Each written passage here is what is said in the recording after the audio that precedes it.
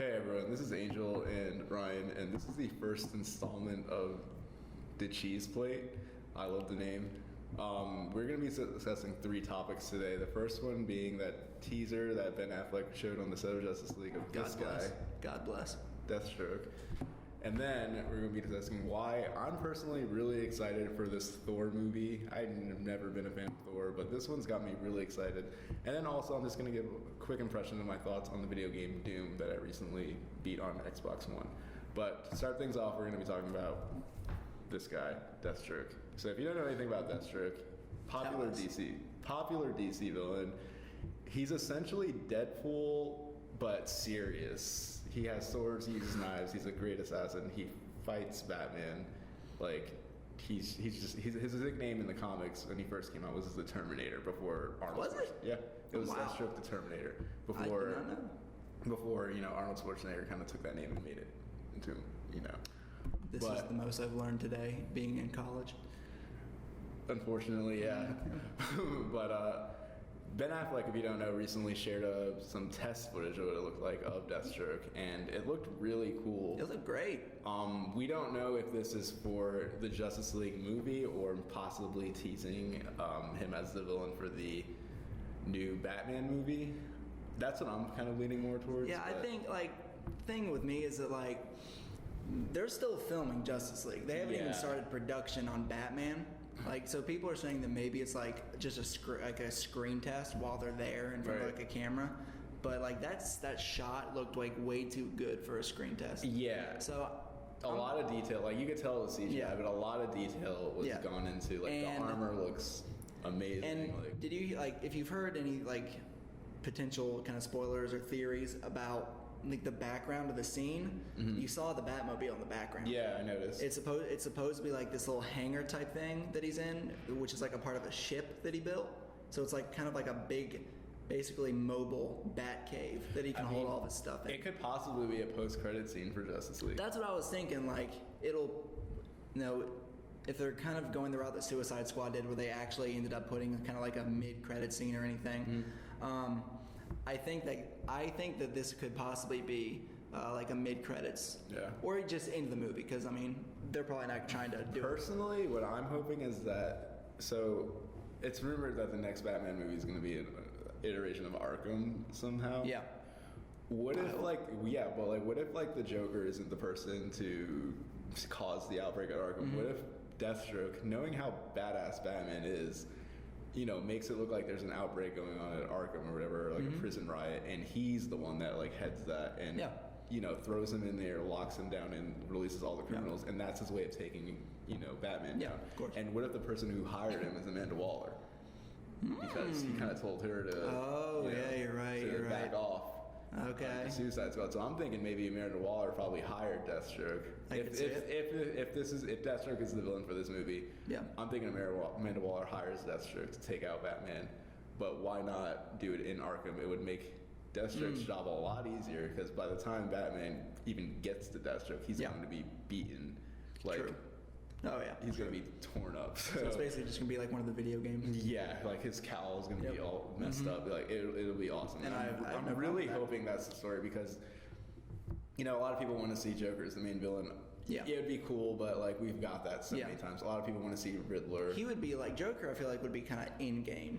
Yeah, he's there, but no, he's the villain that everyone wants to see. They're not going to do him right away. No, I hope they don't do that, and I hope it's different. He's not a traditional Batman villain, but he has fought Batman in the past. And I think he deserves more. I guess he deserves screen time. He's way for what they did on Arrow season 2. That was great. They did a really good job with him, and I would like to see a character can fight Batman toe to toe, if not possibly even be better than Batman as far as fighting, and also as a he's a tactician too. He's kind of he's sort of like Bane in The Dark Knight Rises, where he can beat Batman physically, and it's also his equal. And you heard people wanted I forget the actor's name. I can't remember it for the life of me. But Joe Manganiello. That guy from True Blood. From True Blood, and he was in Magic Mike. Yeah, I think that would be great. Actually, I think he would fit the part pretty well. Yeah. So to wrap up on that topic, are you excited for this or? Absolutely. Absolutely. No shit. Yes, of course I'm excited for this. Moving on. So moving on, we're going to be talking about, me personally, this is the kind of thing I want to talk about. Yes. I've never really been a fan of Thor. I've always thought he's been cool, sure. He's a god, he has a cool hammer, whatever. I never really cared for that. And this surprised me because every time I bring up Thor, it's like I always talk shit. You always talk shit. You never have anything good to say. No, and I'm just like, but okay. this Thor 3 plot has got me really interested. And it's honestly not even because the Hulk is in it. I just like this story, how like it's gonna be Thor like coming back to Asgard after Thor the Dark World and Avengers 2. And you know, Loki's been in control for a while and he's gonna see what's up. And anyway, you're gonna see Thor become unworthy in this movie. You're gonna see him like because he's always been like the badass with the hammer and like he's Thor. In this movie, it looks like they're going in the direction where he's just literally gonna like lose like his hammer, like lose his power. His head's gonna be shaved in this movie at some point. I heard that. And he's gonna be thrown into a gladiator pit, and where he has to fight the Hulk. Yep. Like, how could you not get excited for this? Have you seen like all the spoilers coming out, like all the pictures taken from sets? Yeah. Where you see like Odin's a bum. Odin's a bum in hiding. Yeah. And then where I'm assuming it's gonna be, I'm pretty sure it's gonna be like in credit scene where Loki and Thor are together. They're together. And they're walking through like the streets of, I guess, what's supposed to be New York. Oh, they're gonna run into and you Strange. And you see like this little card that has an address on it. And if you look at the address, it's Doctor Strange's address for the Sanctum Sanctorum, I believe. Yeah. So like Thor, not just Thor, but Thor and Loki together are coming to find Doctor Strange. So, which I think is slightly redundant because we did see them kind of team up in Thor 2. But I mean, Loki is such a popular character. He's like a villain that everyone likes for some reason. I don't know. I feel like people probably like Loki more than they like Thor. Yeah, so I don't know. I'm interested. And also Jeff Goldblum's in it. Like, yeah, who was he supposed to be? He's supposed to be the Grandmaster. The Grandmaster. Like, yeah. And then Kate Blanchett's in it. She's an amazing actress. Yeah. Literally anything she's in, she gives her A game. And who's she supposed to be? She's supposed to be Hela. Hela, that's right. And also not to mention, what do you call it? That big, I can't remember the name of it. I think it's Ferris or something. That big wolf that Thor fights in the comic is going to be in it. Yeah. That fire demon, what's his name? Oh gosh. You know what I'm talking about. Yeah, it's really weird. Surtur, that Fire Lord Surtur. He's going to be in the movie. There's a concept art of the Hulk fighting Surtur. Like, this whole movie, it does seem a little convoluted and a lot's going on, but like, I think Marvel's done a really good job of making movies that are like, that seem like a lot is going on, but they piece it together very well, unlike DC. Unlike other things. Yeah. So honestly, I'm super excited for this. Oh, absolutely, me too. It has me excited for Thor, which is something I never thought of. Which makes me excited because the fact that you're excited for Thor is like, that's a guy. He's just like a Superman character kind of. I know. Where it's just like he's cool, but I get it. Like, would I have no problem having Thor's powers? Of course. Like, he's awesome, but like he's still kind of lame. I guess. He speaks in Old English and stuff, but anyway. Okay, so our next topic, we'll be discussing the game Doom, which I bought on Xbox One about 2 weeks ago. Finally had the chance to beat it. You played the beta. I played the beta, never played the game. Was it just multiplayer? Yeah, it was just multiplayer. So it was just running around, killing each other. It is boring. Anyway. This game I liked it a lot. Pretty much, it's a very basic story. It's really confusing, to be honest, though. Like, it's basic but confusing, so if that makes sense. Let me explain. So pretty much you're this guy in this armored suit. They don't really explain who you are, really. You're just like some soldier, and you wake up on Mars, and like Mars is overrun by like hell, and there's demons everywhere, super over the top. The story really doesn't make too much sense. It is really, the story is just there to have a game, to be honest, to run around and shoot demons as an excuse. That's kind of always been what Doom was about, though. Yeah, like, no, for sure. I remember like playing it at my friend's house because, I mean, back in the day, I was still kind of like too young to play it. But my friend's stepdad had the game, so we just play it. Yeah. He just let us, and it was almost horrifying, actually. Yeah.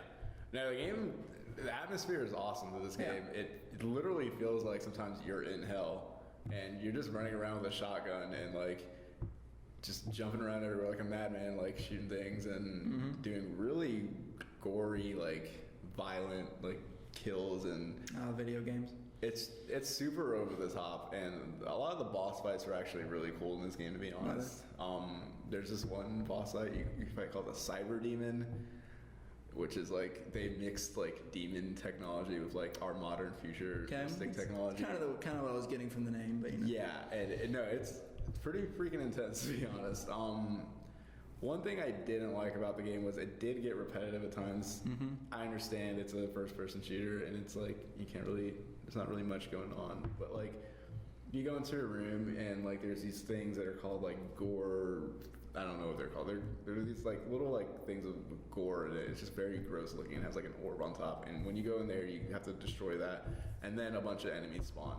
That happens a lot in this game in a lot of different rooms.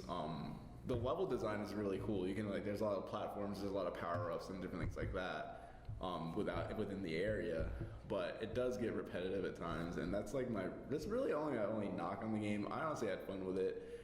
If you do buy this game, don't go into it expecting a great story. Don't go into it expecting you to be blown away. It is a very basic first-person shooter. There is no run button though, so it's very old school. So like in run button? No, like in Halos, like you know, like so no sprint. Yeah, no sprinting button. Like you can move around obviously, but like you can't sprint. Yeah. But see, the thing about there's like, no Doom, ADSing. The thing about Doom is like, you know, just from like me playing the beta, is like you run really fast. Though. Yeah, no, you run. Like it's almost weird. Like when I first played, I'm like, why are we moving so fast? It almost seems like cartoony because we're just running around so fast. That's exactly the perfect way to describe it. Very cartoony, very over the top. Personally though, I liked it. I do recommend. I wouldn't say it's worth $60 because the multiplayer I played it did get a little bit boring. Yeah. I didn't really have an incentive to go into this play it. I was like, well, if I'm playing this, I'd rather play a Halo or Call of Duty to get like a shooter because I personally like those games better. Of course. But if it's on sale for like $40 or whatever, if you find this on sale for $20, totally buy it. But if it's on sale for like $40 or whatever, I would totally pick it up if you just want to like have a game to shoot shit. What you're saying is I should get this only on sale if it's in the sale bin. Pretty much. Okay. Like you'll have fun with it. If you're a fan of Doom, sure, buy it for $60. But I personally just don't believe this game is worth $60. I'm the idiot and bought it for $60, but you know that's what you got to do. Well, you know we all make mistakes sometimes. Anyway, it is what it is. We're gonna wrap up. This was our first episode of The Cheese Plate. Again, thank you for watching. I'm Angel. This is Ryan, and have a great day.